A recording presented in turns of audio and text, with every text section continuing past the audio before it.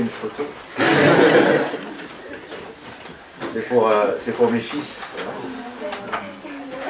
Qui ont à peu près vos âges. Pour qu'ils me prennent au sérieux. C'est pour qu'ils me prennent au sérieux. Ah, je vais carrément le faire au grand angle. Ah non. Oh là là là.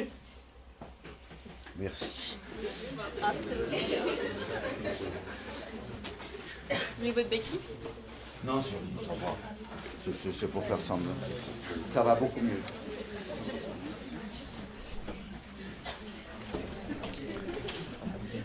Ouais, c'est pas grave.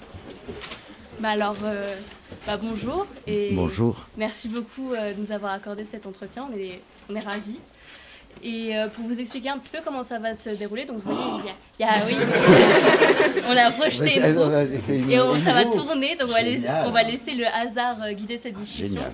Donc il y a plein de thématiques. Et aussi pour le public, à la fin, quand on aura posé nous nos questions en fonction des thématiques, si vous voulez intervenir, bah voilà, vous pouvez poser des questions.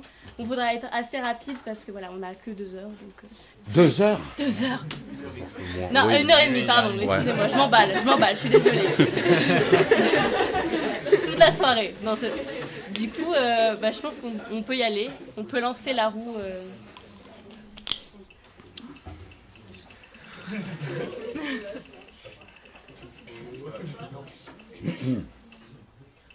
Évidemment. Bah oui, ça tombe bien, parce que en tout cas, la vie d'acteur, c'est à cause de lui. À cause. Bah oui, à cause. Ça y est, je m'en suis à peu près débarrassé de cette vie-là. Donc on va commencer à parler de vos collaborations avec le réalisateur Arnaud Desplechin. Donc on va tout d'abord diffuser un extrait du film Roi et Reine, sorti en 2004, pour lequel vous avez reçu le César du meilleur acteur. Mais vous inquiétez pas. Que j'ai perdu d'ailleurs. Ah bon? On a perdu parce que je vis en coloc à Paris. Et un des colocs, il a un fils, Simon. On n'était pas là. Il a fait une fête à la maison, sans nous le dire. Et un de ses potes a bourré à 3h du matin, a pris le César. Enfin, il y en a 3 dans la cheminée. Mais il a pris celui-là. Et je vous jure, c'est vrai. Bourré, il l'a offert à un éboueur. Voilà. Plus fort, hein. Si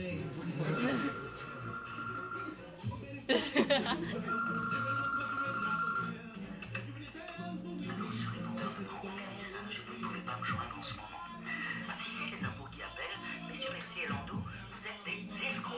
Je ne vous paierai jamais. Je vous confirme que c'est une honte qu'un serviteur de l'État poursuive avec une acrimonie imbécile un citoyen respecté et un artiste. Je vous emmerde, monsieur Landau.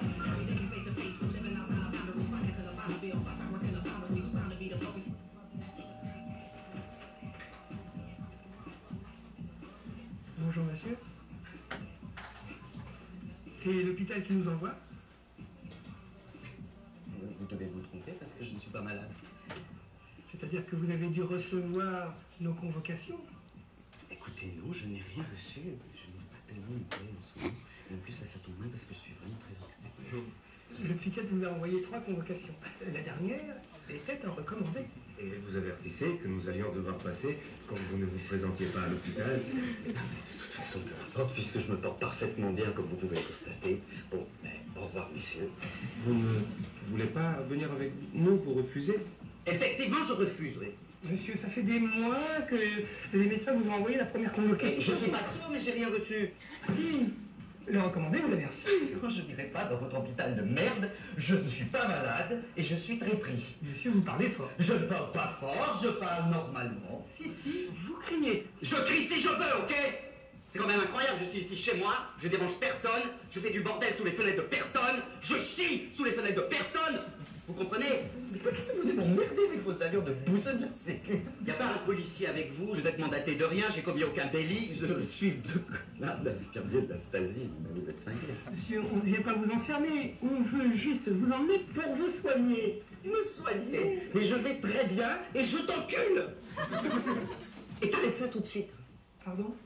Tu me regardes pas comme un de tes dingos de ton hôpital de trou du cul de je sais pas où. Je vous regarde tout à fait normalement. Monsieur, la corde dans le salon, c'est pour quoi faire? Quelle corde? Vous savez, la corde avec un nœud collant qui est accroché dans le salon avec le tabouret en dessous. Mais... Non, je suis pas suicidaire, d'accord? Bon, je comprends, vous voyez la corde, la chaise, vous faites l'association, c'est humain, mais j'ai simplement besoin de savoir que je peux le faire, c'est juste une idée que j'ai besoin d'avoir, et du moment que je l'ai, je le ferai jamais. Je sais pas, il doit y avoir des choses comme ça dans Cicéron, ou Sénèque, ou les stoïciens. Franchement, je vais pas très bien en ce moment, mais je ne suis pas suicidaire. Bon, messieurs. Ne rendez pas la tâche plus difficile, s'il vous plaît. Il va falloir y aller maintenant. Vous allez pas m'en défense. Prends-lui la main. Ok. Allez, on te court.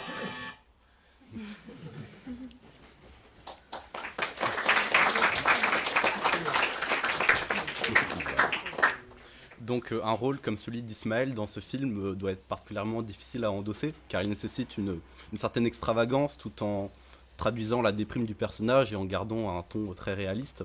Donc comment vous avez travaillé avec Arnaud Desplechin pour aboutir à un tel rôle de composition? Mais je ne sais même pas comment quand je vois ça, je ne sais même pas comment j'ai fait. En plus, évidemment, ce qui me revient, c'est que cette scène-là, c'est le premier jour de tournage. En gros, avec Arnaud, tu fais tes devoirs, c'est-à-dire, il faut toujours imaginer que ces longues scènes, même si là, vous avez vu, c'est extrêmement découpé. Il y a plein de plans. Mais lorsqu'on les joue, il aime beaucoup qu'on fasse la scène en entier. Donc, il faut savoir son texte. Il faut juste savoir son texte. Donc, moi, mon travail, je me prépare comme un athlète, à vrai dire, ou comme un musicien d'orchestre. C'est-à-dire pouvoir dire le texte à l'envers, à l'endroit, juste me libérer de la mémoire, que Arnaud puisse ensuite faire tout ce qu'il veut. Parce que si j'ai un problème de texte, il n'y a aucun plaisir et ça fout une très mauvaise ambiance sur le plateau aussi. Parce que tout le monde commence à s'inquiéter. Il faut savoir que le cinéma, ça coûte évidemment très cher et on a souvent très peu de temps pour faire les scènes. Et il ne faut pas se tromper trop, quoi. Et puis, voilà, donc voilà, c'était juste ça. Après, je ne peux même pas vous dire comment j'ai réussi à faire ça. Je n'en sais rien du tout. C'est évidemment grâce à Arnaud. C'est totalement grâce à Arnaud. C'est grâce évidemment à une écriture sublime. Il y a un tel bonheur. Tu sais que c'est un cadeau, mais il faut être à la hauteur. Donc, ce que tu essayes, c'est juste d'être dans une forme de jubilation. Et pas dans je vais pas y arriver, je suis nul, j'ai jamais appris à jouer, comment je vais faire. Tout ça, il faut l'enlever. Parce que si tu y penses, ça va te tomber dessus. Il faut... et ça, c'est quand même un des grands bonheurs de la vie d'acteur, c'est que ça te permet de faire toutes les choses que tu n'as pas le droit de faire dans la vie. Et c'est le pied quand même. Comme tu dis, Arnaud travaillant beaucoup avec l'extravagance, avec l'impolitesse, c'est merveilleux. Voilà. Mais je me souviens que c'était le premier jour de tournage. Après, vous avez vu à quel point c'est étonnamment filmé, parce que même l'ouverture de la scène qui commence par ce tableau qui est en fait pas mal d'importance, parce que ça nous raconte quelque chose sur le personnage que joue Esther, que joue Emmanuel DeVos, pardon, qui s'appelle Esther, et ou même comment, l'air de rien, on voit la corde dans le salon, ou quand il dit... et ça, c'est des choses qu'ils doivent trouver au montage, mais il y pense quand il tourne, Arnaud, que je vais pas faire un documentaire sur le fait qu'il y a un flic, mais voilà, juste au moment où tu vois le flic, il dit vous avez même pas un flic avec vous, et paf. Et c'est génial d'avoir mis ça comme ça, parce que du coup c'est très drôle. Donc il y a évidemment, comme vous avez pu remarquer, plein de jump cuts. Ça, je pense qu'on a dû faire peut-être la scène 8 ou 10 fois. Et ce que Arnaud fait aussi, c'est qu'à chaque prise, tu vas chercher une autre couleur. Et du coup, c'est le montage qui crée cette richesse de jeu. C'est pas moi. C'est que si tu prends une prise où on est plutôt dans quelque chose de mélancolique, tu la coupes tout de suite avec une où, au contraire, tu es dans les aigus. Ça crée des contrastes. Et évidemment, c'est l'acteur qui ramasse la mise. Mais c'est un travail d'équipe. C'est un travail de la personne qui tient la caméra, qui sent que c'est à ce moment-là qu'il faut tourner. C'est évidemment le son, évidemment et le montage, qui crée les contrastes de jeu. Et est-ce que Arnaud est responsable du metteur en scène que vous êtes devenu par la suite, ne serait-ce que par les méthodes de travail? Non, c'est ce que j'allais commencer à dire. Moi, moi j'ai commencé à 17 ans derrière la caméra. Okay. J'ai fait tous les métiers derrière la caméra. D'accord. Cette vie d'acteur n'était absolument pas prévue dans ma vie. J'ai commencé, je faisais mes courts-métrages. J'ai commencé mon premier chèque payé. C'était stagiaire sur Au revoir les enfants de Louis Malle. Voilà. Mais j'avais déjà commencé à faire des courts-métrages avec les amis. Je vivais en coloc avec des potes qui, eux, étaient acteurs. Donc des fois, moi, je les filmais. Je faisais leurs bandes démos. Et puis, voilà, j'ai commencé à gagner ma vie. J'ai raté l'IDEC, qui était l'ancienne Fémis. Donc, comme j'ai raté l'école, je me suis dit, je fais un film, quoi. Et voilà. Parce qu'il faut toujours mettre la charrue avant les bœufs dans le cinéma. Il ne faut pas attendre d'avoir l'argent. Hein. Ça, c'est des excuses. Surtout maintenant, avec ces outils. Nous, ça coûtait quand même beaucoup plus cher en pellicule. Là, maintenant, vous n'avez aucune excuse. Vous pouvez faire un film. Et il ne faut pas se dire, ah ben non, mais il faut que je réécrive parce que le producteur... parce que tel concours m'a dit qu'il fallait que je réécrive. Non, faut donner une date à tout le monde et dire, tu choisis un lundi dans le calendrier, genre 6 mois à l'avance, puis tu prends, on est en décembre là. Voilà, vous dites que le 14 juin, vous faites un film et vous serez bien obligé d'être en train de tourner. Parce que vous l'aurez dit à tout le monde. Et ce sera tellement mauvais que vous serez obligé d'en faire un autre. Et puis voilà, et puis c'est parti. Puis ça devient un virus, et puis c'est parti. Mais voilà, donc moi j'étais accessoiriste aussi.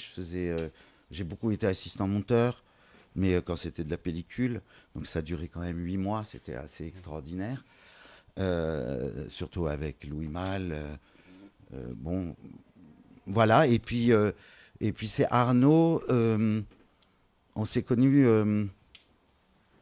On s'est connus la nuit à la Fémis. Parce qu'à l'époque, il y avait un directeur qui se fait virer, du coup, qui s'appelait Jacques Gajos. Et il laissait l'école ouverte aux personnes qui n'avaient pas réussi l'école. Il demandait juste à regarder les rushs du court-métrage que tu avais tourné. Et si ça lui plaisait, tu avais accès aux salles de montage et au mixage gratos la nuit. Et c'est comme ça qu'on pouvait financer nos courts-métrages. Et ça plaisait pas du tout aux bons élèves qui avaient réussi l'école. Mais bon, c'était que la nuit. Et Arnaud montait La vie des morts, qui est un de ses tout premiers moyens-métrages. Et moi, je montais un court-métrage à moi qui s'appelait Sans rire. Sans rire au pluriel. C'est un film absolument sinistre, un film de vieux. Mais sinistre.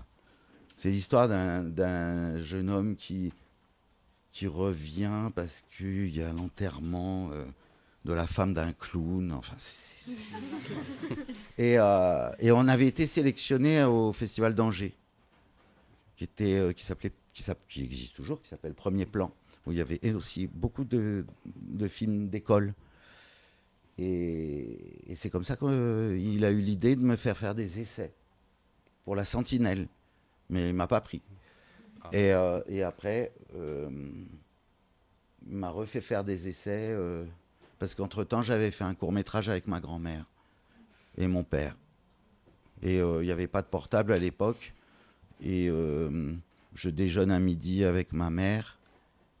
Et je devais tourner le lundi d'après. C'était un mercredi, je me souviens. Je devais tourner le lundi avec ma grand-mère. Et ma mère me dit, mais mamie, elle est très très malade, elle va rentrer à l'hôpital demain matin. Elle avait déjà 90 ans. Hein. Et je dis, ah ben non, c'est pas possible parce qu'elle tourne lundi. Non, elle est très malade, elle rentre à l'hôpital. Et là, ben, je quitte la table, je prends les téléphones, hein, vous savez, les téléphones avec des cabines. Voilà. Et ben, je savais que j'avais de la pellicule périmée dans le frigo. Je trouve le chef-op, je trouve l'ingénieur du son, je ne trouve pas l'acteur. Impossible de le trouver, qui avait joué dans mon précédent court-métrage Sinistre sans rire. Et ben, du coup, j'étais obligé de le faire. Et du coup, j'ai joué dans le film, mais ce n'était pas prévu. Et c'est comme ça qu'Arnaud, voyant ce court-métrage, me demande de faire des essais.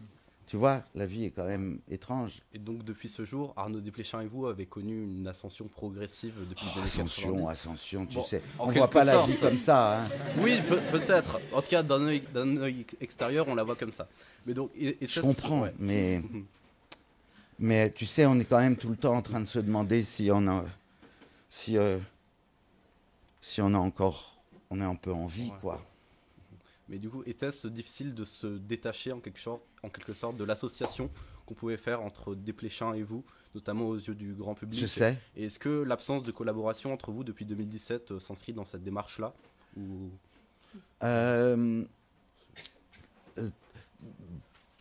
Non, c'est les films qu'il fait qui sont comme ça. Moi, ça m'a un peu soulagé, je t'avoue, parce que si je fais l'acteur, c'est à cause de ses amis qui m'embarquent à chaque fois dans leurs films. Je pense aux frères Larieux, avec qui j'ai fait le plus de films, qui sont des amis extrêmement proches, et nos enfants sont très proches. Je suis niqué si les Larieux veulent faire un film avec moi. J'ai pas le choix. Et du coup, des fois, j'ai une forme de colère qui est, mais quoi, vous aimez pas mes films que je fais, moi? Quand est-ce que je fais mes films, quoi? Vous le savez que ce qui est important, c'est pour... Et là, j'ai été assez soulagé qu'il n'ait pas eu besoin, ni les Larieux qui sont en montage d'un film, là, même si le prochain, ils m'ont dit... Bon. Et Arnaud, non, on a tourné un truc, là. Ah. Il est en train de faire un film qui s'appelle Spectateur, au pluriel, et je pense que ça va être très, très beau. C'est comme un essai, en fait, sur un peu son histoire du cinéma de Godard, mais dans sa relation de spectateur. C'est-à-dire comment l'amour du cinéma lui est venu. Et comment il est devenu cinéaste, en fait. Comment il est passé de spectateur à cinéaste, même si lui, il associe la vie de cinéaste à une vie de spectateur, à vrai dire, c'est pareil. Et à un moment, il m'a demandé d'être là, parce que ça m'a beaucoup, beaucoup touché, c'est-à-dire le personnage qui est joué par Salif, qui joue dans, je ne sais pas si vous avez vu ce très très beau film de Guillaume Braque qui s'appelle À l'abordage. C'est très très beau. Il faut que vous voyez ça. Et, parce que c'est un film d'école, c'est une commande. C'est dingue ce qu'il a fait. Et à un moment, Salif va voir, qui joue en fait Arnaud, étudiant en cinéma, et il va voir Les 400 coups. Et puis, Salif tombe sur moi, Mathieu. Arnaud me filme en tant que Mathieu.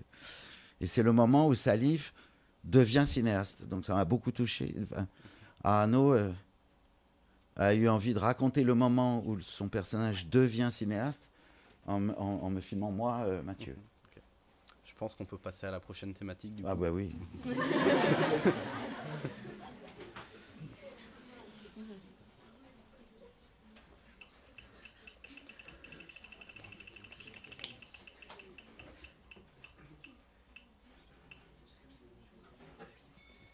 donc sur Caméléon que la roue a décidé de tourner. Caméléon qui fait office sur votre carrière à l'international, car en effet vous avez joué aux États-Unis pour Spielberg, Wes Anderson ou encore dans James Bond, et ou également aussi en Italie pour Nanni Moretti plus récemment. Est-ce que, tout d'abord avant la question, vous pouvez, on voit notamment Munich, il y a eu le At Eternity's Gate, Sound of Metal, ici Le Grand Bain, et plein d'autres films dans lesquels vous avez interprété différents rôles. Et donc, est-ce un... assez différent. Et est-ce un hasard ou une volonté forte qui vous a amené à jouer sur d'autres territoires que la France? J'ai pas pensé comme ça. Non. Alors, déjà, fais très très gaffe. James Bond, c'est anglais. Oui, mais c'est... Et c'est très important. Oui. On n'a jamais foutu les pieds aux États-Unis. Il n'y a pas un technicien américain. Si tu dis aux Anglais que c'est américain, mais c'est totalement anglais. On tourne à Pinewood, on tourne avec des Anglais. Et tous les autres films, le film de Spielberg, c'est un film tourné en Europe. C'est un film qui parle de l'Europe, c'est le côté totalement utopiste de Spielberg, qui, je pense à Chaplin lorsqu'il fait Le Dictateur, qui se dit un film peut peut-être sauver le monde. Je pense qu'il fait Munich en pensant qu'il va arrêter le conflit israélo-palestinien. C'est assez touchant. C'est un homme extrêmement touchant, Spielberg. Très très simple. Donc ça, c'est des films tournés... donc, à chaque fois... Wes Anderson, c'est assez difficile d'imaginer que c'est un Texan. Il est quand même Texan. Le type a juste cherché à changer de vie. Enfin, voilà. Il y a ça peut-être dans son dernier. Ouais. Mais sinon... donc, c'est des rencontres avec des personnes qui fabriquent des films avec des cinéastes. Ouais. Vraiment. Schnabel, on avait fait le Scaphandre et le papillon. Bon, ben voilà, Julian, c'est un peintre au départ. Et c'est quelqu'un qui casse toutes les habitudes professionnelles. C'est toujours très, très poilant de tourner avec lui. On finit toujours... on ne fait pas de répète. Celui-là, on a fini 10 jours en avance. Il prend l'instant. Et c'est un assez beau film sur Van Gogh qu'il a fait. Parce que c'est un peintre qui fait un film sur un peintre et c'est vraiment beau. L'écran est comme de la matière peinte. C'est assez beau. Malheureusement, ils l'ont montré qu'à Netflix. Moi, j'ai eu la chance de le voir sur grand écran. Ça a changé tout. Donc, c'est vraiment des rencontres... Voilà, Gilles Lelouch, on s'est connus sur un film de Jean-Paul Rapneau. Wes Anderson, c'est quelqu'un de très très fidèle qui crée une troupe. Chaque film, Luc Besson, c'est un gosse en fait. Alors, il a peut-être pas très bon goût, mais il adore les acteurs. Et il est là, voilà. Mais ça, là, j'ai appris plein de trucs sur le maquillage. J'avais 6 heures de maquillage. Il n'y a pas un bout de peau qu'à moi. Et voilà. Il y a quoi d'autre là? Mais est-ce que cette carrière un peu à l'international a-t-elle... Oui, en fait, d'abord, le mot carrière, tu penses pas et l'international, tu penses pas non plus. Oui, mais le fait d'avoir joué à l'étranger, est-ce que ça a influencé votre façon de jouer en France, notamment? Mais ça, j'en sais rien, il faudra demander à mon biographe. Je ne réfléchis pas à tout ça. C'est vraiment des rencontres. Si je fais l'acteur, je ne suis pas acteur, je fais l'acteur, mais vraiment. J'ai trop de respect pour les acteurs qui voient le monde entier dans l'art de jouer. Ce n'est pas mon cas. Moi, ma vie, c'est de fabriquer des films. Et acteur, c'est comme un autre métier manuel du cinéma, si tu veux. C'est un élément du tout qui fait un plan. J'adore ça. Et j'ai peur à chaque fois parce que je ne sais pas le faire. Et c'est pour ça que j'ai arrêté, parce que j'avais plus assez peur. Et comme c'est un art que je n'ai pas étudié, il y a un moment, tu es limité, quoi. Donc, il vaut mieux s'arrêter. Et voilà. Oui, et donc, c'est des rencontres avec des cinéastes. Et s'il y a bien un lieu où encore il n'y a pas trop de frontières, c'est bien le cinéma, finalement.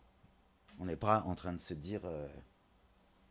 Enfin, le grand bonheur d'aller présenter des films à l'étranger dans les festivals, c'est ça, c'est la rencontre avec les cinéastes du monde entier. Et on peut aussi faire référence à votre un peu petite carrière de doublage, car vous avez fait notamment sur plusieurs films, notamment Mars Express plus récemment. Ah ouais, c'est super Mars Express. Vous l'avez vu? C'est vachement bien. Franchement, c'est vachement bien. C'est une voix qu'on a fait il y a 6 ans. Avec Léa Drucker, on a fait cette voix il y a 6 ans. Vous imaginez le temps que ça prend? Oui. On a réalisé une petite bande sonore de quelques rôles que vous avez joués, enfin doublés plutôt. Ah. Tu vas en repos. Je peux remettre au début.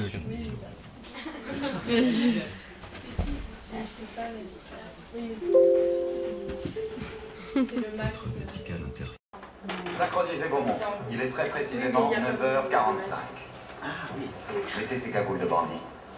Ah oui, Mr. Fox. Votre médical interface de liaison opérateur. Aucune maladie ou anormalité détectée. Je crois que j'en peux plus d'avaler ces ordures. Exact, enlève les mots de la bouche. Donc ici on a pu entendre Mr. Fox, Oxygène, et du coup l'île aux chiens. Donc ce qui est aussi marrant, c'est que vous avez joué et doublé pour Wes Anderson. Et comment vous avez abordé également ce double tranchant à votre jeu chez lui. Wes Anderson est totalement amoureux de la France. Et c'était très important pour lui que le doublage soit canon, quoi. Donc il y a Isabelle Huppert qui double Meryl Streep et moi je double Georges Clooney. Hein. Et du coup c'est lui qui a dit qu'il aimerait bien que pour la voix française ça serait...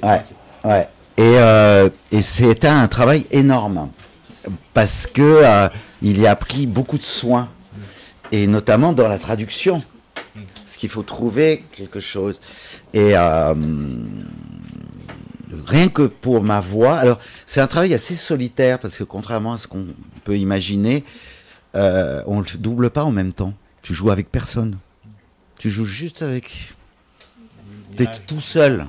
C'est chacun passe l'un après l'autre. C'est assez rare techniquement de faire... Donc, moi, je jouais... Alors, c'est assez marrant parce que du coup, je leur ai dit, moi, je veux bien jouer avec la... Parce que Isabelle Huppert n'avait pas encore doublé Meryl Streep.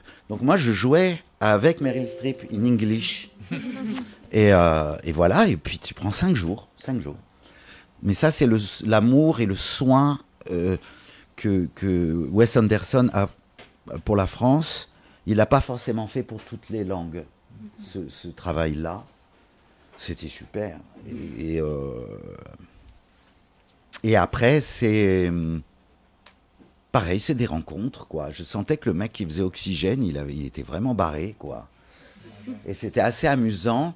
Il cherchait quelque chose. Là aussi, on a cherché quelque chose qui soit entre la machine et l'humain pour Oxygène.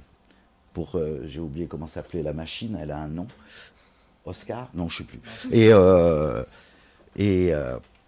il y a Mélanie Laurent qui est enfermée dans une machine. Et bon, ça c'était assez amusant. Il y a une autre chose que je fais beaucoup, qui est une grosse partie de ma vie et que j'adore faire, c'est les voix de documentaire. Parce que là, ça me permet, moi qui n'ai pas fait d'études, ça me permet d'apprendre plein de choses. Donc, je fais beaucoup de voix de documentaire. Les films de Yves Geland notamment, celui sur Chaplin. Ça, j'ai vraiment la chance de pouvoir faire ça. Et du coup, on vous voit de moins en moins à l'écran, mais est-ce que le doublage vous intéresse-t-il toujours autant? Donc on peut vous retrouver encore... En fait, j'y pense jamais. Tu sais, le matin, je me dis, est-ce qu'on va me foutre la paix pour que juste je puisse écrire, quoi. Ben non, là, l'autre jour, j'ai dû quand même faire un truc, pareil, j'avais pas le choix, mais c'était passionnant.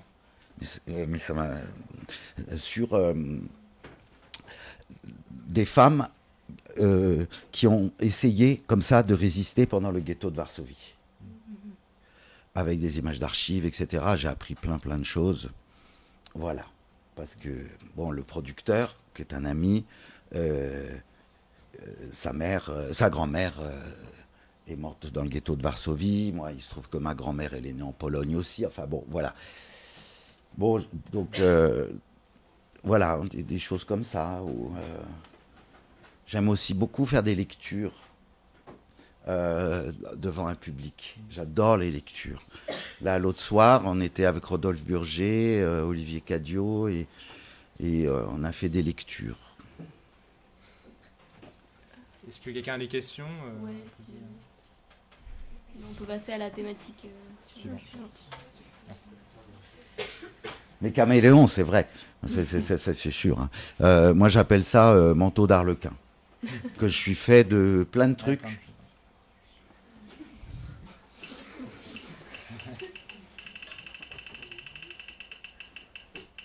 On gagne un truc à la fin?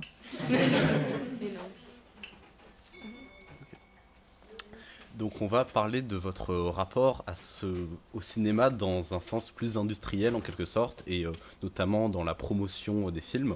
Donc par exemple, lorsque vous réalisez un documentaire comme John Zorn, donc, qui par sa forme et son propos est assez particulier et peut difficilement marcher en salle, comment vous appréhendez sa promotion et est-ce que, par exemple, le fait de devoir sortir le documentaire en 2 parties vous agace en quelque sorte Alors là, vraiment, on en a parlé tout à l'heure avec Hugo. Mais les John Zorn, c'est des films d'amitié que je fais tout seul, qui ne devaient même pas être des films, et qui ont été finalement conçu. C'est John Zorn lui-même qui a eu cette idée, parce qu'il fait souvent des marathons musicaux de 3-4 jours. Et il a aimé à un moment se dire, et s'il y avait un film entre 2 sets de musiciens? Donc devant un public venu, qui a payé sa place, est venu écouter de la musique de John Zorn. Il faut savoir que les gens qui sont au concert de John Zorn, on les appelle carrément les Zorniens. Hein. C'est-à-dire, ils savent tout de lui. C'est un homme qui a fait... il a 70 ans aujourd'hui. C'est assez beau parce que quand j'ai commencé à le filmer, il avait mon âge aujourd'hui. Il avait 58 ans quand j'ai commencé, parce que ça fait 12 ans que déjà je le filme. Et donc, il n'avait aucune... C'est des films qui ont été projetés qu'une fois. Ils ont été projetés lors de tels concerts en 2017 pour le premier. Mais comme avec Caroline de Tournai, la monteuse, on était tombés amoureux d'eux, quoi. Et il y a cette amitié qui continue avec John. On a juste mis To Be Continued, à suivre à la fin. Il n'y a même pas de générique, il n'y a qu'un générique avec le nom des musiciens. Il n'y avait pas les noms, mon nom, puisque c'était montré devant des personnes amoureuses de sa musique. Donc c'est une ode aux musiciens, quoi, à la musique en train de se faire. Et voilà, et après John, il a dit, maintenant il programme, il m'a dit, what about a second one? Et ça, c'était Lisbonne 2018. Et du coup, quand on se voit, quand la vie fait qu'on se croise, je filme. Et après, quand John dit j'aimerais bien un deuxième, j'appelle Caro. On voit quand est-ce qu'on est libre tous les deux pour pouvoir monter. Et puis, et là, c'est une forme d'écriture, le montage. Le tournage, c'est une danse physique. Tu dois respirer avec ce que tu filmes. Et puis, je fais le son aussi tout seul. Hein, je suis tout seul. Et ensuite, au montage, c'est une forme d'écriture. Et c'est des distributeurs qui ont eu l'idée ou l'envie ou l'instinct que ça pourrait être partageable. Et l'idée, c'était que ça sorte dans très peu de salles. Très peu de salles, mais que les salles le gardent un peu longtemps. Ce qui même aujourd'hui n'est plus possible. Même ça, c'est plus possible. Ils vous mentent. vous disent, j'adore juste sortir dans une salle à Paris. C'était au moins 4 semaines. C'était ça le deal, quoi. Tu sors le mercredi, il y a de plus en plus de monde. Et le lundi matin, ils disent, ah ben non, on prend un nouveau film. Mais est-ce que du coup, il n'y a pas Et après, il y a quelques films séances. Ouais. Est-ce qu'il n'y a pas trop de films qui sortent en salle aujourd'hui en France, et ce qui fait que les propositions artistiques les plus fragiles peinent à exister dans la masse? Bon, là, on est dans un débat. Il faudrait presque faire des... Ça, il y a des gens qui travaillent à ces questions-là. Mais on compte sur vous, ouais. Essayez de... Et c'est là, on est dans un... Enfin, le cinéma a toujours été une... Il faut que c'est une industrie. C'est aussi une des choses qui m'attire, le fait que la ruse fait partie du cinéma. Enfin, c'est la phrase de Jean Renoir, il faut préparer chaque film comme tu prépares un braquage de banque. Ce qui est totalement vrai. Personne n'a besoin que tu fasses un film. Ou alors, tu fais le film qui sont des films qui existent déjà, qui sont exactement les mêmes et qui marchent déjà. Et après, ah ben tiens, ils se rendent compte que finalement, c'est des trucs qui n'existaient pas qui marchent le mieux. Et qu'il y a toujours besoin de nouveautés, enfin d'invention. C'est ça qui est passionnant. Je trouve ça assez passionnant, parce que c'est totalement impur.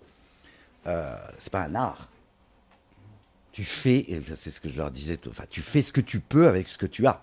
Ce que tu as réussi à voler, d'un certain côté. Donc il y a énormément de ruses pour avoir de l'argent au niveau du scénario. Au bout d'un moment, tu piges, quoi. Et c'est pour ça que je dis, il faut vraiment mettre la charrue avant les bœufs. Il ne faut pas attendre. Une fois que tu auras fait un truc, eh ben, au moins il existe et des gens peuvent te suivre après. Mais... Et puis, c'est toujours... On a la chance en France, c'est magnifique qu'il y ait trop de films qui sortent par semaine. Il n'y aura jamais trop de films qui sortent par semaine. Ça, c'est formidable. Après qu'il n'y ait pas assez d'écran, parce que on a besoin de ces gros films qui financent le cinéma, parce que le système du CNC, contrairement à ce que... toute la droite, même la gauche maintenant, de toute façon, c'est plus veut nous faire croire, ça ne coûte pas d'argent aux contribuables, puisque le cinéma est une industrie. Donc le CNC, ce sont que les personnes qui vont en salle. Sur un billet de cinéma, tu as 10% qui va au CNC, au Centre national de cinématographie. C'est grâce à ces 10% du billet. Donc c'est que les personnes qui vont au cinéma qui donnent 10% pour l'avance sur recette, l'aide à la distribution. Voilà. Et l'avance sur recette, ça veut bien dire ce que ça veut dire. C'est une avance sur recette. Donc cet argent est rendu. C'est de l'argent qui tourne. Et que ce soit les Marvel en France, même sur ces films-là, les 10% vont au CNC. Donc nous, on a absolument besoin que ces films marchent. Mais après, bon, oui, ils sortent sur 1200 écrans, c'est compliqué. Oui. En France, on reste le pays en Europe avec le plus de salles de c'est cinéma. Sidérant. C'est sidérant, et pourtant, ils sont en train de tout doucement détricoter ça à nouveau. Il vient d'avoir une chose terrible avec la Cour des comptes. On voit très bien où ils veulent en arriver. Ils veulent que ce soit du privé. Et c'est pareil pour les écoles, c'est pareil pour la justice, c'est pareil pour la santé, c'est pareil... enfin bon. Je pense qu'on peut passer à la prochaine section. Il vaut mieux, ouais, parce que sinon...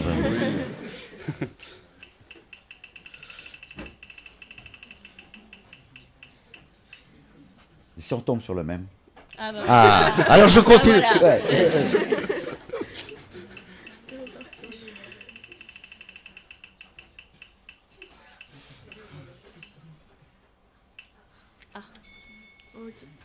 Du coup, on va projeter un extrait du film Vers de un Moretti. avenir radieux, oui, de Moretti, dans lequel vous avez joué. Facciamone un... State sbagliando. Pierre, che succede? Oh, scende. Ah voilà. Non, c'est que j'avais pas l'image. Ah oui, pardon. Non, mais c'est bon. Le son, c'était canon. Oui. Mais... Facciamone un... State sbagliando. Pierre, che succede? Oh, rien du tout, rien de grave, ne t'inquiète pas. Je peux reprendre mes affaires, merci. Un malentendu, une histoire d'argent qu'ils n'ont pas très bien compris, je crois. Une broutille. Una sciocchezza. Ah. Siete bellissimi insieme. Grazie. Ah, et Giovanni, tu n'as pas oublié ce que je t'ai dit. Devi andare da Netflix, c'est le seul moyen de sauver le film. Sì. Ciao Pierre. Ciao. Ciao a tutti.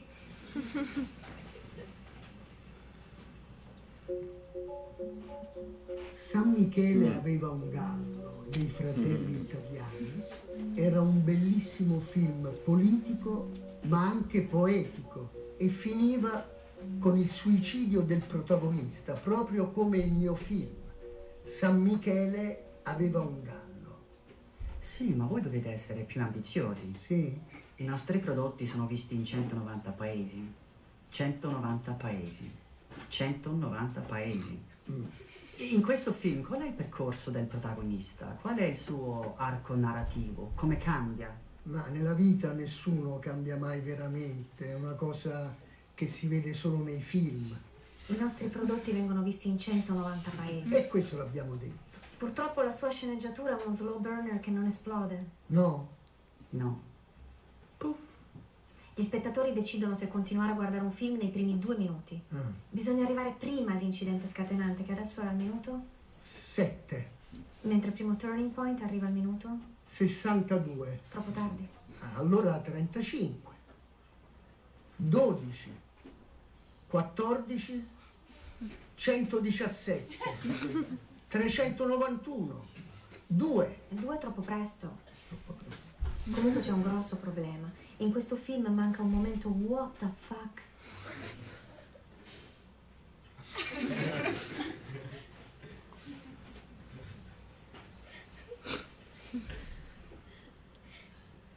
Comunque i nostri 2 protagonisti sono degli attori eccezionali, eh?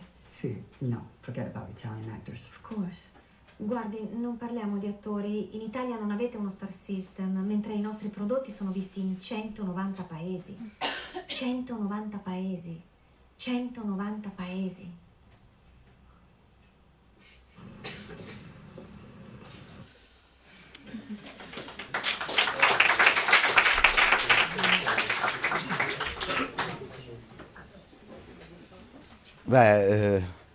Le problème, c'est que c'est vraiment comme ça. Hein. C'est même pas une caricature. Hein. Je viens de le vivre à Arte. C'est exactement ça.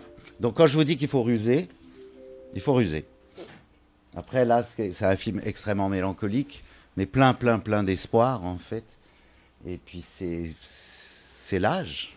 C'est l'âge à un moment. La vie continue avec d'autres, quoi. Et du coup, donc, dans cet extrait, on nous parle de l'avenir en quelque sorte du cinéma, de ce que c'est en train de devenir. Et aujourd'hui, tout le monde regarde des films via les plateformes Netflix, Disney+, ce genre de choses. Ça permet un accès au cinéma à un public beaucoup plus large, mais qu'est-ce que vous pensez de cette façon de consommer, même de vivre le cinéma? Est-ce que finalement c'est une bonne chose dans un sens ou... Ah mais tout est bon, franchement. Et puis là, comme je parlais avec des exploitants de salles, ben, figurez-vous que non, les gens reviennent au cinéma. Les gens reviennent au cinéma. Donc on nous avait dit que le Covid et le confinement avaient créé des habitudes dont les gens auraient du mal à se débarrasser. Ça ne semble pas être le cas. Les gens ont envie de revenir quand même dans les salles de cinéma. Donc, et puis le cinéma, depuis qu'il est né, on dit qu'il est mort. Donc il n'y a aucun problème. Il mutera toujours. Il n'y a aucun souci. Qu'on ait chaque génération inventé nos manières d'aimer le cinéma sous toutes ses formes. C'est magnifique. Nous, quand le VHS est arrivé, c'était la mort du cinéma déjà. Quand le son est arrivé, c'était la mort du cinéma. Le muet, c'était tellement magnifique, il n'y a plus la pureté du cinéma. Après, il y a eu la couleur. La couleur, c'est la mort du cinéma, etc. Enfin, tu vois. Donc ça, c'est... ce qui est fabuleux, c'est que ça modifie les narrations, surtout. Ce que je vois quand je regarde comment vous, vos âges, vous regardez les films, vous êtes capable de regarder 3 trucs à la fois. Alors ça, c'est pas mal. Donc, en fait, vous êtes vachement godardien, sans le savoir. Donc, c'est Godard qui a gagné sur Truffaut, on va dire. Mais, c'est-à-dire que une histoire, j'ai l'impression, vous... Il faut qu'il y en ait plusieurs, ou je sais pas, ou que ça évite. Dès que vous voyez le premier truc, vous savez déjà ce qui va se passer, en fait. Donc il faut être encore plus fort pour vous surprendre, etc. etc. Donc c'est assez intéressant sur comment ça modifie les narrations. Évidemment que la série a modifié et accéléré des choses pour le grand écran. Moi, je trouve tout ça est intéressant, évidemment, c'est pas que de l'industrie, hein. Parce que sinon c'est de la saucisse. Enfin, c'est comme dans Mon oncle de Tati, quoi, où on fait de la saucisse et puis c'est toutes les mêmes. Et c'est malheureusement, mais ça a toujours été le cas. Faut pas penser que c'était mieux avant. Si tu regardes tous les films qui sont sortis pendant la nouvelle vague, prenez le journal, vous demandez au CNC, toutes les merdes qui sont sorties en 1960, il y en avait autant qu'aujourd'hui. Ça va, hein, c'est pas un problème. Parce que je ne peux pas supporter les gens de mon âge qui pensent qu'il y a quelque chose qui aurait été perdu. Ça, c'est une maladie. Et c'est ça qui est assez beau avec le film de Moretti, qui peut sembler être un film vraiment de vieux schnock, qui dit que c'était mieux avant. Non, c'est un film où tu sors en te disant il faut continuer. Il faut continuer à croire en un truc à soi. Je trouve. C'est ça qui est assez beau dans le film. C'est pas tout est mort. Vous avez parlé du coup des séries. Les séries, oui. Vous avez joué du coup dans une série, oui. Le Bureau des légendes. Ben oui. Est-ce que vous regardez des séries? Qu'est-ce que vous en pensez? Si je commence à regarder les séries, là, tu fous vraiment plus rien, quoi. C'est trop chronophage pour moi. Oui, je peux en regarder. Là, par exemple, j'ai été quand même assez bluffé par Sambre sur France 2. C'est 6 épisodes. Parce que ça aussi, point de vue industrie, il est très très fort, Lestrade, le réalisateur. Parce que pour qu'à 20h30, sur une chaîne publique, tu arrives à faire... La plupart sont des acteurs pas connus. Hein. Il n'y a que sur les derniers épisodes où il y a Gourmet, Noémie Vilowski et Clémence Poésy. On n'est pas non plus dans du... Mais surtout, vous regardez comment c'est filmé. Dans le premier épisode, même, vous verrez qu'il y a des plans de, je pense, 8 minutes sur un visage. Sur une femme qui raconte quelque chose. Enfin, qui justement ne raconte pas quelque chose. Qui n'ose pas, qui ne dit pas, par honte, par plein de choses, et c'est absolument déchirant, qu'elle a été violée. Et c'est d'une force, et qu'un réalisateur, des producteurs arrivent à imposer ça aujourd'hui, où on te dit, non, les gens, ils se font chier, il ne faut pas des plans de plus de 10 secondes. Il faut que ça bouge tout le temps. On ne sait pas pourquoi tu bouges, mais il faut qu'il y ait plus d'axes. Non. Et là, ils ont réussi à faire des trucs où tu as juste la force d'un visage et d'une actrice qu'on ne connaît pas. Qui connaît Alex Poisson, quoi. On la connaît pas. Et quoi? Elle joue pas en mode d'emploi. Oui, mais je parle, bien sûr, mais je parle de... Et très souvent, il y a ça dans cette série. J'ai trouvé ça très fort, et puis c'est très très simple. Ça prend un point de vue différent sur les 6 séries. Moi, j'avais beaucoup été marqué par Leftovers, mais tout ça, c'est très vieux. Et puis, comme je vis en coloc, des fois, il y a un coloc qui laisse la télé allumée, je regarde, je pige assez vite quand même. Faut vraiment...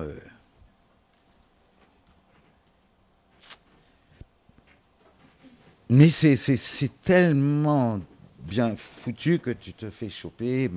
Et après, tu as l'impression d'avoir mangé trop de Kentucky Fried Chicken ou je sais pas quoi. T'es pas bien, quoi. Ah, Berk, pourquoi j'ai mangé tout ça, quoi. Donc il y a une drogue dedans. C'est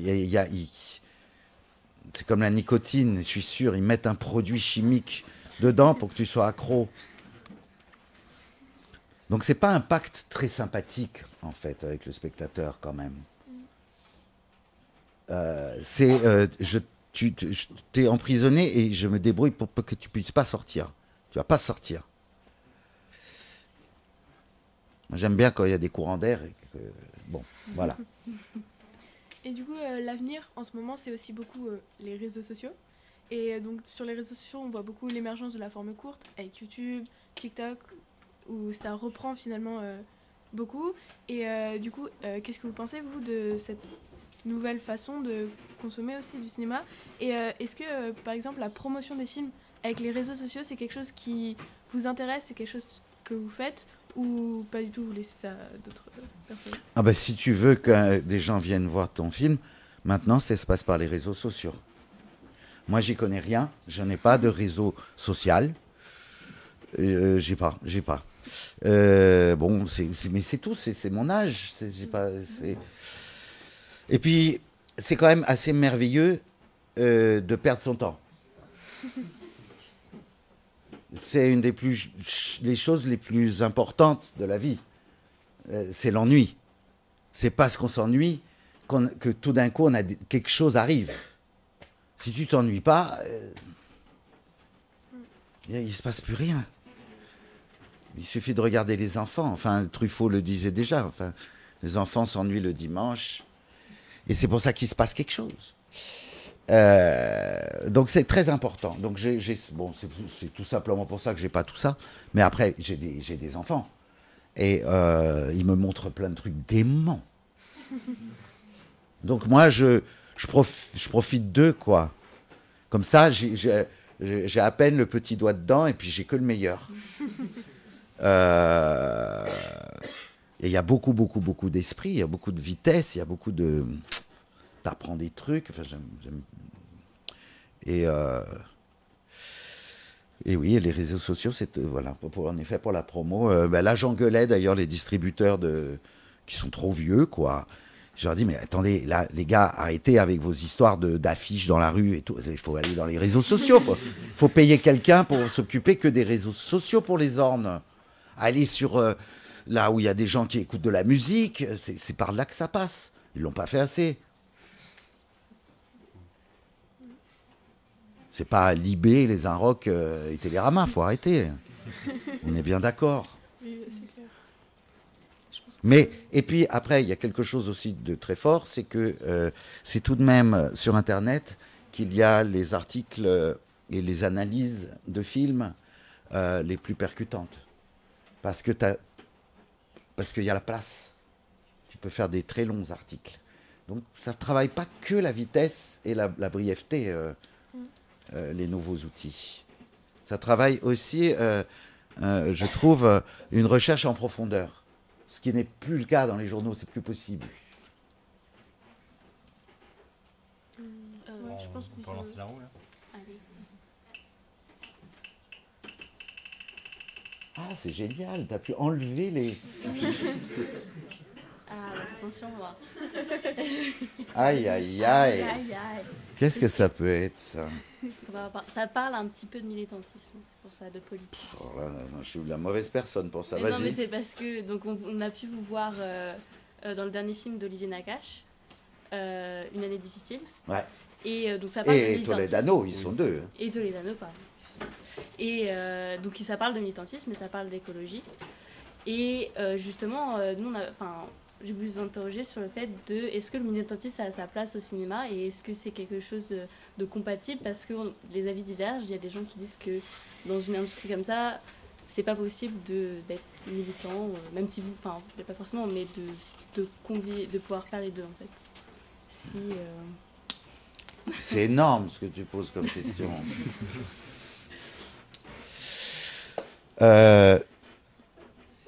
Qu'est-ce qui fait que quelque chose change ta vie? Ah, vous me posez la question à moi? Non, mais je sais pas, à nous tous.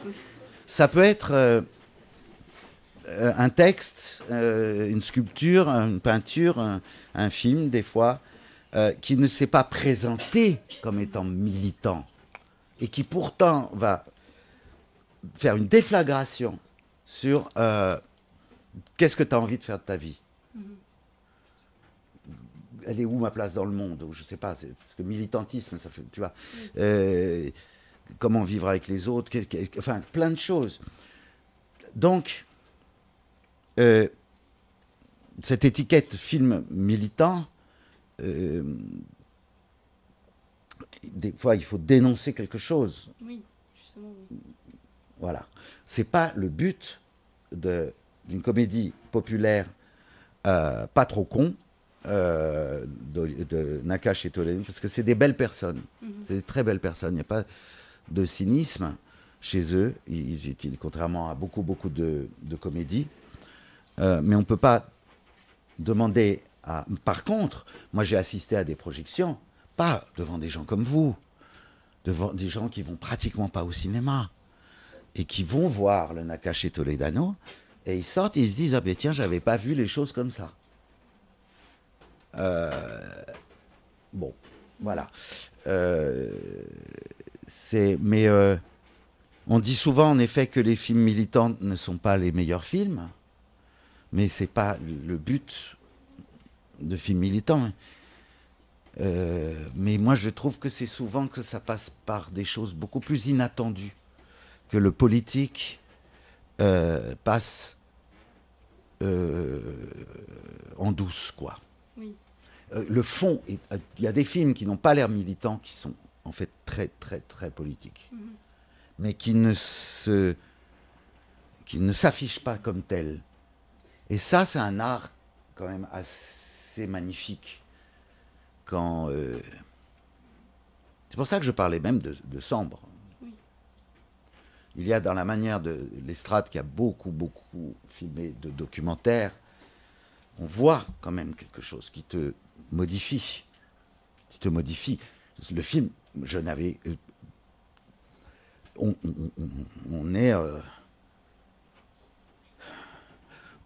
est quand même en train de prendre conscience des séquelles d'un viol sur toute une vie avec ce film. Mais il ne s'affiche pas comme ça. Ça te rentre par... donc ça t'étreint. Et donc ça te modifie. Il peut y avoir des films militants qui, malheureusement, ne te percutent pas. Dont on se moque même, des fois. On en parle méchamment. Parce que c'est monochrome. C'est une seule chose. La vie, c'est quand même un miroitement. C'est ça qui est assez passionnant. Les choses ne sont pas aussi binaires. Et souvent, je trouve que c'est ça qui fait que, du coup, tu sors en ayant envie de te poser des questions. Et donc tu poses des questions aux autres, et puis les autres se posent des questions, et on se pose des questions. Et on est en train de faire de la politique et du militantisme sans même s'en rendre compte, quoi. Moi, j'ai mes deux garçons, ils sont extrêmement politisés. Les soulèvements de la terre, ils font de la philo dans le Tarn. Et eux, c'est eux qui m'apprennent tout ça. Mais justement, est-ce que... du coup, là, on parlait d'écologie, tout ça, mais là, vous parliez de viol et des scènes comme ça. Enfin, on parlait de militantisme. Oui, de militantisme. D'un film militant. Oui, d'un film militant. Mais est-ce que vous pensez que, du coup... Par exemple, La Rivière. Non, mais tu parles d'écologie. Oui, la Rivière. Allez voir La Rivière. Est-ce que c'est un film militant? Je pense pas. Mais vous pouvez pas... Vous sortez de là modifié. Vous sortez de ce film modifié. C'est un putain de film militant, ce qui n'en a pas le nom. Le film de Dominique Marchais, qui est un documentaire juste sur différents métiers qui travaillent sur une rivière. Donc ça va sur l'étude du saumon à personnes qui doivent les nettoyer avec le plastique, et que chaque métier en fait empêche l'autre, et pourtant chacun a un point de vue différent, rien que sur une rivière. Et donc c'est toute la question et je trouve que c'est passionnant. Pardon, je t'ai coupé. Non, pas de souci. Mais c'était juste pour savoir si les questionnements qu'on se pose de plus en plus avec notre époque, donc il y a l'écologie, mais vous parliez justement de la série qui parle d'un viol et de comment on monte ça à l'écran. Est-ce que vous ressentez, vous, un petit peu de votre côté, que c'est des questions qui se posent dans le cinéma où on essaye de montrer et de faire du cinéma différemment en intégrant ces questions-là en faisant du cinéma? Ah oui. Mais je dirais pas le cinéma. Je vois très peu de monde. Je ne vois que des belles personnes. Le cinéma, c'est dégueu, tu sais. Il y a quand même 85% de frustrés. Non, mais je déconne pas. Il faut faire attention. Il faut se créer son groupe. Il faut se créer sa troupe. Il faut continuer à aimer ça. Alors là, oui. Avec les Larieux, bien sûr. Et finalement, les films des Ornes, ils ont quelque chose de militant. Cet homme qui dit il faut manger la vie, il faut être dans la jubilation. On n'a pas le droit de ne pas célébrer la vie, de ne pas faire de la chance qu'on a, ce miracle de la vie, et d'en faire quelque chose d'absolument extraordinaire. Et ben, quand tu sors de sa joie, quoi, de faire de la musique et comment il la propage, tu te dis, mais j'ai envie de vivre comme ça. Donc il m'a modifié, tu vois. Mais oui, bien sûr, c'est tout le temps là pour moi. Tout le temps. À quoi ça sert de faire un film s'il n'y a pas ça? J'ai plus envie de faire des films. Là, c'est pour ça que depuis 9 ans, je suis totalement plongé dans L'homme sans qualité, qui est un livre d'un écrivain autrichien qui l'a écrit entre 1919 et 1942. Un livre qu'il n'a même pas fini. Il est mort avant de l'avoir fini. Où il y a tout pour moi. Tout. Et ben, j'ai l'impression que si j'ai une nécessité à faire un film encore, c'est parce que Musil intègre absolument toutes ces questions de l'écologie, d'être au pied d'un volcan qui va exploser, parce que ça se passe en 1913, et donc ça va exploser. Ils sont tous en train de... Ben là, comme la COP 28, avec c'est un mec qui tient une société de pétrole qui s'occupe... Non mais attendez, mais comment c'est possible? Comment vous avez laissé passer ça, quoi? Comment... Faites quelque chose, quoi. On est dans un monde de dingue. Le mec qui s'occupe de l'écologie, il tient une société de pétrole. Et ça pose de problème à personne. Enfin, c'est hallucinant, quoi. Et de quoi je voulais parler? Voilà. Et donc, Musil, L'homme sans qualité, c'est parce qu'il y a ça. Il y a quelque chose d'absolument magnifique sur le genre. C'est quelque chose qu'il appelle l'autre état. Il faut voir que c'est des livres de 1920, 1925, 1930. Et il y a une histoire d'amour où il n'y a plus de genre. C'est absolument dingue. Il appelle ça l'autre état. Et ça résonne totalement avec les inventions aujourd'hui de qu'est-ce que ça peut être une relation sexuelle. C'est passionnant. Donc là, je me sens moins largué. Voilà. Mais en tout cas, oui, si on fait un film... Mais après, tu peux le faire... il peut y avoir ces thèmes-là. C'est bien de cacher les thèmes aussi. Hein. Souvent, s'il y a un message... Enfin, l'art, c'est tout de même d'essayer de transformer un message en quelque chose d'autre, quoi, pour qu'il passe mieux. Oui. Alors, est-ce qu'il y a des questions? Toujours pas. Ah. Vous disiez tout à l'heure que vous n'avez pas forcément pris d'études pour être acteur. Est-ce que Ah ben non, ça n'a pas été du tout. D'aller devant la caméra sans aucun bagage et d'être sans aucune confiance en ce que vous devez faire? Ben, comme j'avais fait un peu tous les autres métiers dans le cinéma, ça restait quand même une maison. J'avais beaucoup observé les acteurs. J'ai beaucoup vécu avec des actrices. Il y a ça aussi. J'adorerais être avec Jeanne Balibar lorsqu'elle jouait au théâtre et puis regarder depuis les coulisses. J'ai beaucoup regardé depuis les coulisses. J'étais complètement fasciné. C'est un peu pareil pour les ornes, en fait. C'est exactement la même chose. Mais... ouais, non, il faut que ça reste mystérieux. Pourquoi tout d'un coup On parle beaucoup de la timidité des grands acteurs, c'est souvent vrai. J'ai pu remarquer que les personnes qui sont très cabots dans la vie, qui te font une soirée géniale, où ils te font des blagues et tout, tu mets la caméra, il n'y a plus personne. Tandis que celui qui est super timide, bizarrement, il y a une... Je sais pas, il y a un truc qui sort. C'est drôle, hein? Il y a beaucoup de textes comme ça, de Faye Dunaway, de Dustin Hoffman, sur la timidité. Qui sûrement, il n'aurait pas eu le désir d'être acteur s'il n'avait pas combattu quelque chose. Comme je fais un peu de psychanalyse, enfin, je veux dire, je me fais analyser. Hein, et attendez, j'étais arrivé à un truc à un moment. Elle m'avait dit un truc, Madame Rossini. Elle s'appelle Madeleine Rossini, c'est joli. Hein. Mais bon, elle avait trouvé un lien par rapport à l'enfance, bien sûr.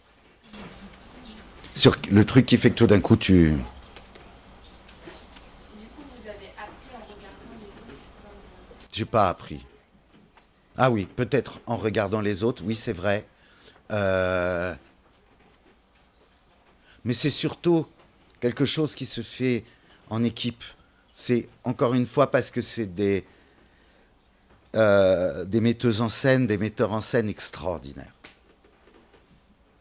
Quand vous faites un film avec cette femme qui vient de mourir cet été, qui me manque tellement, Sophie Filière, dont vous devez regarder les films, notamment peut-être commencer par Gentille, par exemple, qui est un film avec Emmanuel DeVos. C'est un humour complètement lunaire. Elle vous emporte dans son monde. Je crois que c'est ça mon plaisir, quand je fais l'acteur. Arnaud, il vous emmène dans son monde. Les Larieux, vous êtes dans quelque chose d'absolument gourmand, quoi. Plein de désirs. Il joue à la poupée avec moi. Il me déguise, voilà. Donc, il faut que ce soit avec quelqu'un d'habité qui fait le film. Et là, je m'éclate. Là, ouais, là, j'y vais. J'y vais, mais en ayant très, très bien appris mon texte et tout ça. Je pense qu'on peut retourner la roue. Ouais. Ah ouais. Pour une dernière partie. Ouais.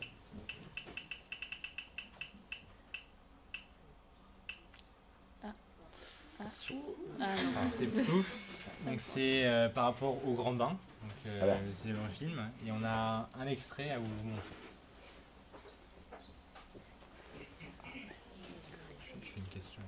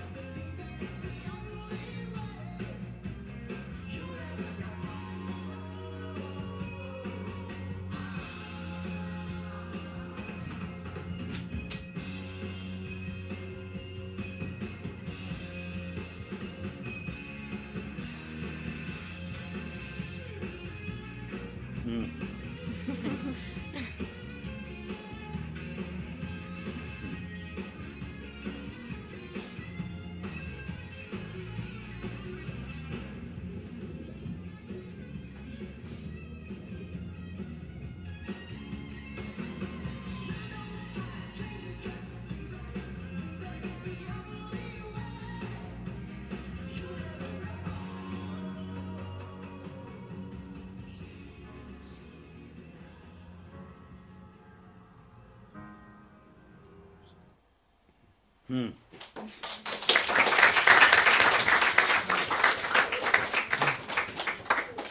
cette scène fait aussi écho à la précédente partie sur Caméléon, sur la diversité de vos jeux. Et on peut également aussi supposer que cette séquence a dû être très longue à tourner et sans doute il y a eu beaucoup de prises pour la faire. Surtout étant donné que vous faites des techniques dans l'eau, parce qu'il y a eu beaucoup de préparation pour préparer ce rôle et pour tous les acteurs. Beaucoup. C'était génial. On répétait à l'INSEP carrément. L'INSEP, c'est là où ils préparent les champions olympiques de tous les sports, à la porte de Vincennes, dans le bois de Vincennes. Et ouais. Beaucoup de travail. Mais c'était génial, quoi. Mais il y avait des doublures ou c'était uniquement vous qui... On s'en fout. Du coup, ça vous plaît ou pas de jouer pour de vrai et de faire les figures, ou peut-être vous préférez plus que quelqu'un le fasse pour vous à l'écran? Genre comme c'est un cascadeur... Comme Belmondo, tu veux dire, qui fait ses propres cascades. Oui. Moi, j'aime bien faire mes propres cascades. Ça marche. Ah bah ouais. Mais après, cascadeur, c'est un travail incroyable. C'est des personnes... Vraiment, je les ai beaucoup côtoyés sur les James Bond, en fait, où j'ai passé 3 mois avec des cascadeurs. C'est très impressionnant, surtout que James Bond a une particularité, c'est que les cascades sont faites en vrai. C'est une des marques de fabrique des James Bond, c'est qu'il n'y a pas de fond vert, il n'y a pas tout ça. C'est très, très, très dangereux, quoi. Sur le film qu'on avait tourné, il y a eu un mort. Il y a souvent un mort par film. Un cascadeur mort par film. Non, mais je déconne pas. Oui. Bah oui. Et donc tu vis avec eux et ils vivent avec la mort tout le temps. Les cascadeurs, ils vivent avec cette chose de la mort. C'est des yogis. Je sais pas comment te dire. Ils ont une philosophie de sagesse absolument sidérante. C'est un peu comme les gens à l'hôpital. C'est la même... Il rit tout le temps, du coup. Parce que, je sais pas si vous avez vu les trucs, mais moi, le mec qui m'apprenait, c'était le type qui avait vraiment sauté de la grue à l'autre grue dans Casino Royale. Enfin, tout ça, c'est pas pour de faux, hein. Ils le font pour de vrai. Donc les trucs en bagnole aussi. Le mec qui est mort, c'est parce que ça s'est décalé d'une seconde et il s'est pris la bagnole. Donc, bon, pourquoi on parlait de... Bah oui, sur faire en vrai ou pas faire en vrai. Donc là, bon, il y a des trucs que tu ne peux pas faire. Ce qui était beau là, c'est que c'était un groupe. C'est l'énergie et la générosité et l'amusement de Gilles, quoi. T'es comme un gamin. Et ce film ressemble beaucoup à Gilles. Là, on s'est arrêté sur les moments, justement, où tout le monde se tient la main. Finalement, on peut résumer tout le film. C'est pour... Qu'est-ce que c'est de prendre soin de l'autre? Et la natation synchronisée, c'est ça, c'est se tenir, quoi. Et je pense qu'il a fait le film pour ça. Je pense qu'on peut passer à la dernière partie sur les influences. Ah, il y a une question. Par rapport à Le Grand Bain, j'avais vu une interview de Gilles Lelouch qui racontait un petit peu comment ça s'était passé, que vous ayez accepté le film, le scénario. Et il a dit que c'était très spontané de votre part et que vous avez directement accepté Ah oui. Oui. le Non, il comprenait pas parce qu'il m'appelle pour me dire est-ce que je peux te faire lire le scénario, j'aimerais beaucoup que... J'ai dit mais j'ai pas besoin de lire le scénario, Gilles, je suis là. Parce que j'ai jamais fait des films pour un personnage, j'ai jamais réfléchi carrière en me disant là, attention, maintenant tu as fait une comédie, ce serait bien de jouer un gros boxeur, tu vois, un peu drogué, comme ça va te donner un truc un peu sombre, et puis après comme ça tu pourras faire ci, et puis après... Je n'ai pas ces problèmes-là. Moi, c'est uniquement la personne qui m'invite dans son monde. J'aime Gilles. Ça m'a touché tellement. Pas une seule seconde, j'aurais imaginé que Gilles Lelouch, il pense à un acteur intellectuel con et chiant. Parce que je parle de... Tout le monde est dans des cases comme ça. Moi, c'était ma case, soi-disant, alors que pas du tout. Et donc, j'ai trouvé ça super. Et ça l'a touché. Je me suis dit, mais pas besoin de lire un scénario. Pas choisir sur scénario. Toi, Gilles, je sentais, parce qu'il m'en avait parlé sur le Rapno. Il m'avait montré le documentaire norvégien qui l'avait inspiré sur la vraie histoire de ces hommes qui ont fait de la natation synchronisée. C'était vraiment très chouette. Et beaucoup de travail. On tournait la nuit pour avoir les piscines. Donc, c'était vraiment crevant. Il faisait très froid. Il faisait froid tout le temps. Et puis, il y en a qui étaient très mauvais, quoi. Donc, ça nous faisait beaucoup rire. Le problème, c'était les faux rires. Moi, j'ai fait de la natation. J'ai fait de la compétition de natation. Donc, mon travail, c'était de nager moins bien que je nage en vrai. Non, c'est vrai. J'ai vraiment fait de la compétition. Donc, c'était vraiment incroyable. Et puis surtout, il y avait aussi les jeunes filles qui apprenaient, enfin, qui bossaient. Qui bossaient. La natation synchronisée, c'est le truc qui demande le plus de force, le plus d'heures de travail. C'est le moins bien payé. C'est même pas payé, quoi. Si tu peux pas gagner ta vie avec ça. Alors que c'est ce qui demande le plus d'heures de travail. Je pense qu'on peut lancer. Enfin, du coup, non, même pas plus en lancer. Du coup, on va pas. Influence. Alors, les influences de votre vie. Alors, j'ai une petite liste de questions. Alors, le film qui vous a donné envie de faire du cinéma. Oh là, je suis très mauvais dans ce genre de truc. Je n'ai pas accès à ma mémoire. Ce qui est assez pratique parce que du coup, chaque matin, c'est nouveau. Mais,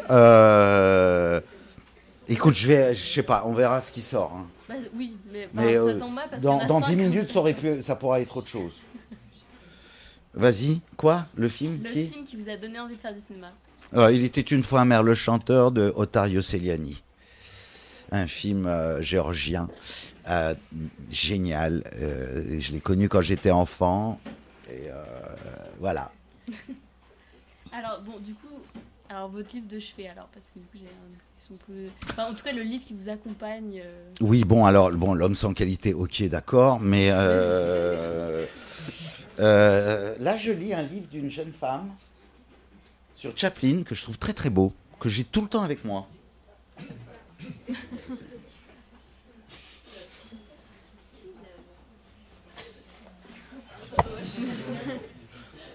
Super.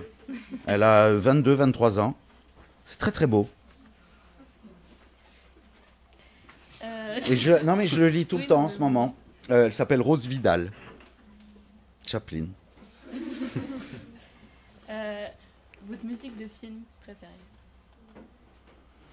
J'arrête pas d'engueuler mes enfants, surtout le petit, là. Enfin, le petit, il a 16 ans, il est énorme. Parce que je lui dis, mais arrête avec ce truc des préférés, quoi.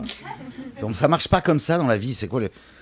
Alors, attends, musique de film préférée, je suis nul. Alors, hier, j'étais en concert, mon amoureuse Barbara Hannigan, vous allez voir Les Hommes 3, vous allez au cinéma ce soir. Non, personne... Vous n'allez pas au Star ce soir? Voir les films? Hein? Vous avez cours? Classe. Oui. À 20h? Non, mais le lendemain. Quoi? Le lendemain. Moi aussi. Vous êtes jeune quand même. Et là, hier, justement, alors, il y avait des musiques L'Oiseau de Feu de Stravinsky. Et c'est une pièce de Stravinsky du début du XXe siècle. Et tout d'un coup, qu'est-ce que j'entends? J'entends toutes les musiques d'Hitchcock, de Bernard Herrmann, les unes après les autres. Taxi Driver,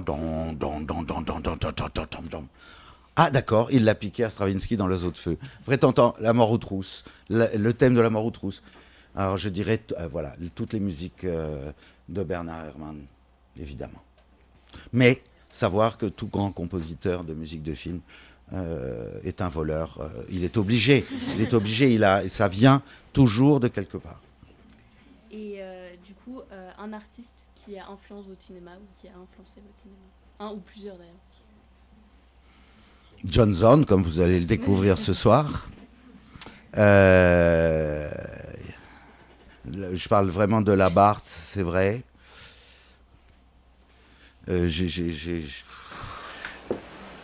Sagittaire, cinéaste indien. Chaplin tout le temps. Billy Wilder. Tout le temps. Tout. Je suis totalement pour.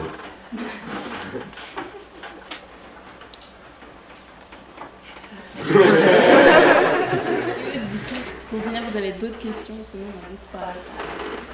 Alors, il y a une vidéo qui a tourné récemment sur les réseaux sociaux d'un ancien présentateur télé qui s'appelle Thierry Ardisson, qui a dit, je le cite à moitié, je ne parle pas, que globalement le cinéma français, c'était la merde et que le système de subvention qu'on a ne devrait pas exister. Et que le cinéma français manque d'ambition.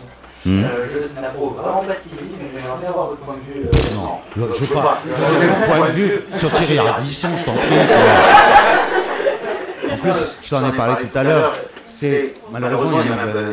Tu sais, c'est en train de vous tomber dessus là maintenant. Hein. Ils vont détruire le CNC pour que ce soit financé. Pour dire il faut faire des choses qui plaisent au public, etc. C'est à vous de continuer à vous battre pour inventer vos propres chemins.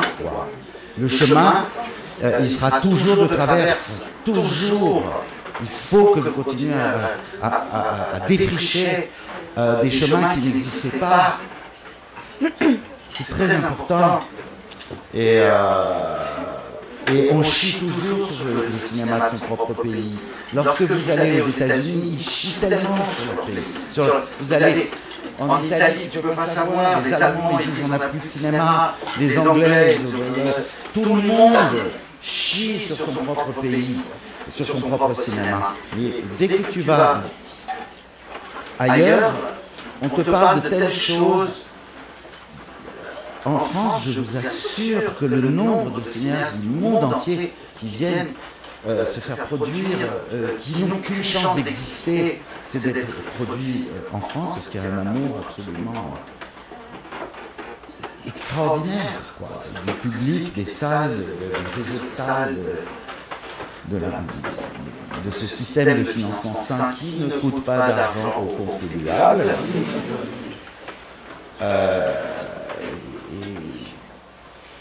Mais c'est à vous d'inventer encore autre chose.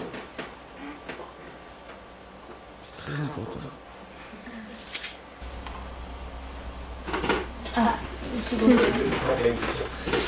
Je rencontre parfois souvent des élèves qui adorent le cinéma, qui aimeraient en faire plus tard.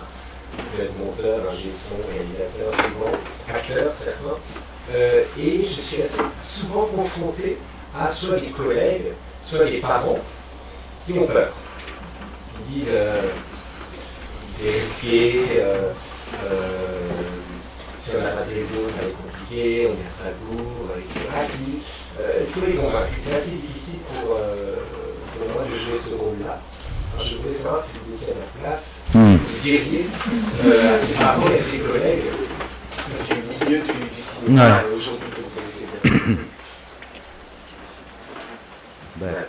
Je sais pas, j'ai l'impression que c'est quand même. Avant, il y avait ça, c'était le diable. Ou. De toute façon, l'enfant qui aura envie de faire quelque chose sera plus fort que les parents. Ça explosera. C'est très bien d'avoir des parents qui t'empêchent. C'est très important. Ça te confirme dans quelque chose.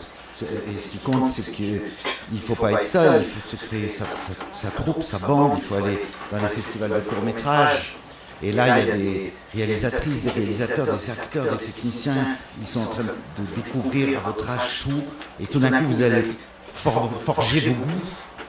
Vous allez voir que vous allez voir 40 films, il y en aura 2 qui vont vous scotcher et vous pourrez parler. Ils sont là, ils auront aussi peur que vous de montrer pour la première fois leur film, et des amitiés vont se créer, et vous serez une troupe, un groupe, et là, parce que vous serez plusieurs, mais il ne faut pas rester seul de ça. Dans ce cas-là. Je pense que pour des parents, s'ils voient que c'est une passion, tu peux pas, c'est magnifique. Moi, en tout cas, j'ai eu la chance de mon père, je dis, ce qui est important dans la vie, c'est d'avoir une passion. C'est la seule chose qu'il m'a dit. Il ne disait pas un mot, mais il m'a juste dit ça. Et comment peut-on résister à ce qui est magnifique d'avoir créé des enfants passionnés? Parce que c'est beaucoup plus tard après qu'on se rend compte de ce qui vient des parents. Mais pas à vos âges, surtout pas. Beaucoup plus tard. Donc, ne pas rester tout seul. Et là, ils auront moins peur. Et puis, les réseaux, tout ça, c'est pas vrai non plus. Hein. Les réseaux, c'est pas vrai parce que de toute façon, il faut créer son réseau de gens de vos âges. Donc, vous ne devez pas travailler avec des vieux, quoi. Vous devez travailler et inventer un outil entre vous. Il n'y a pas besoin de... Les gens installés, déjà installés, voilà, c'est mort. Et jamais travailler sur quelque chose qui ne vous plaît pas. Parce que vous dites, je vais quand même apprendre quelque chose. Faites un autre métier. Si vous voulez continuer à adorer le cinéma, ne le faites que si vous aimez le film ou la personne qui est en train de faire le film. Ne gâchez pas ça. Ça peut faire trop de mal. C'est très important. Moi, j'ai préféré faire d'autres métiers plutôt que de travailler. Je gagnais ma vie autrement. Je fais de la peinture en bâtiment, serveur, tout ça, plutôt que pour pas gâcher mon amour du cinéma. Jamais travailler sur de la merde. C'est contagieux, ce truc-là. Et ça fait beaucoup de mal. Et il y a trop de cons. Alors, avant de finir, je crois qu'on a juste une dernière question. Je voulais savoir ce que ça vous faisait de vous voir à l'écran, si vous regardez en tout cas.